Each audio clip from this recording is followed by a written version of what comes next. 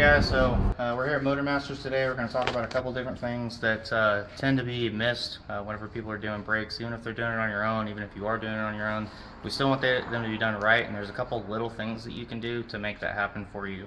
There's a couple products, one being Loctite. They make it in a couple different colors, blue and red. Either one for brakes is honestly going to be fine, but it's very important that whenever you're doing brakes and you're replacing brake bolts, that you use this on the bolts. It keeps the vibration from occurring on the bolts whenever you're operating the vehicle, which is what inevitably walks them out, especially in high vibration areas like your brakes. The other thing that we're going to make sure to do is on the slide pins themselves. We're going to take the time, and we're not going to just clean the slide pins. We're actually going to take a couple different tools, and we're going to clean on the inside of these slide pin grooves so that the slide pins actuate correctly and you don't have uneven wear on your brake pads and rotor themselves. So once again, Loctite, clean your slide pins, grease everything up real nice, and you won't have any problems with your brakes, guys.